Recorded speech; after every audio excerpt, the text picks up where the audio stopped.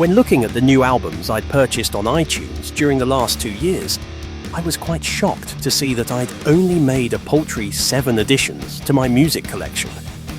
Was this because I was too cheap to spend money on music?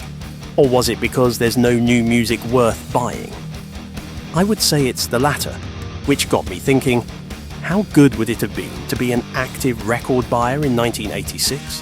Not only was there an abundance of new records to buy, in some cases, it was the release from 1986 that became some band's definitive album.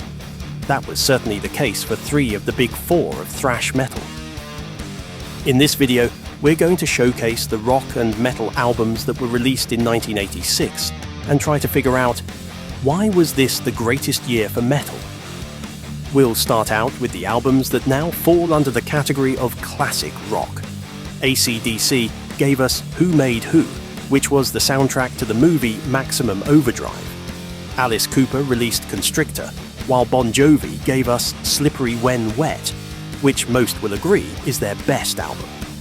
With songs like You Give Love a Bad Name, Living on a Prayer, Wanted Dead or Alive, and Never Say Goodbye, it's easy to see why most would say this was Bon Jovi at their finest. Cinderella gave us Night Songs, and Europe released The Final Countdown, the title track of which just might be the most overplayed song of all time. Great White released Shot in the Dark, and the world was introduced to Guns N' Roses with their Live Like a Side EP. Poison showed us that, despite looking like girls, they sure could rock with their debut album, Look What the Cat Dragged In, which includes the standout hit, Talk Dirty to Me. Queen released A Kind of Magic, and although 6 of the 9 tracks featured in the 1986 movie Highlander, this was not actually a soundtrack album and stands as a bona fide Queen release. Queensryche gave us Rage for Order. Quiet Riot and Rat gave us QR3 and Dancing Undercover, respectively. David Lee Roth launched his solo career with Eat 'Em and Smile, while Tesla made their debut with Mechanical Resonance. With David Lee Roth gone from Van Halen, they re-emerged with Sammy Hagar and gave us 5150. Under the banner of Black Sabbath, Tony Iommi released Seventh Star, while Iron Maiden released yet another stellar album in the form of Somewhere in Time. Judas Priest experimented with synthesizers on Turbo, while Motorhead plowed ahead with Orgasmatron. Ozzy Osbourne released The Ultimate Sin, featuring the awesome single Shot in the Dark. And Wasp rounded things out with Inside the Electric Circus. By 1986, thrash metal was no longer being treated as a passing fad, and I think it's fair to say that it truly came alive that year.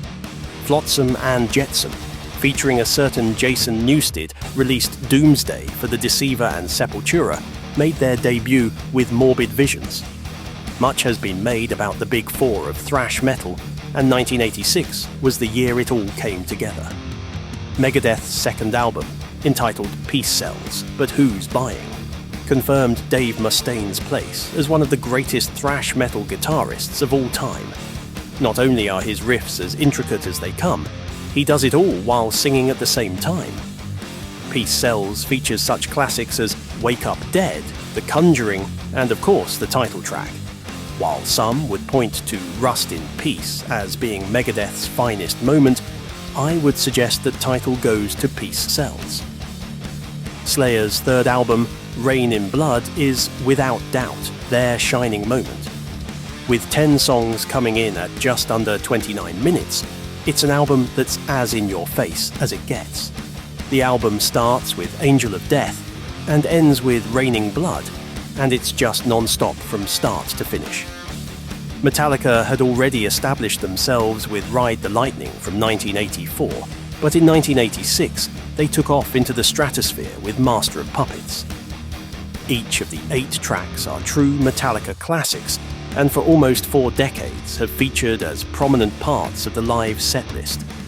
I could talk for hours about this album, but for the sake of keeping this video brief and to the point, I'll make mention of the fact that Orion is one of the greatest heavy metal instrumental tracks of all time, and really showcases the talent of bassist Cliff Burton. While 1986 was the year that Metallica really made their mark in the world of heavy metal music, it was also the year that tragedy struck, and we saw Cliff Burton's life cut short in a bus crash while on tour with Metallica. So what made 1986 so special? Well, for a start, the sheer number of albums released by bands that either were, or went on to become household names, is something we'll never see repeated. There are a number of reasons for that, one being that back in the 80s, bands did not partake in such rigorous touring cycles, meaning that they'd release an album, go on tour for a few months, and then start the cycle again. Whereas nowadays, some tours last for years, and we end up waiting 5, 6, or 7 years for the next album.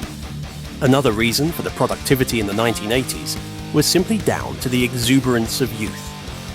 The majority of the bands featured in this video were still in their 20s and still trying their best to make a name for themselves. There's no question that, with a bit of success behind you and advancing years, the desire to push yourself to the limit is no longer there. But why are so many of the albums that came out in '86 regarded as the best albums some of these bands put out? I honestly don't know the answer to that. It may simply have been the planets aligning, but either way, we're so lucky that these albums exist and can still be enjoyed almost 4 decades later. Which of these albums from 1986 do you still enjoy listening to? I'd love to hear your thoughts in the comments. As always, thank you for watching, and I'll see you all next time.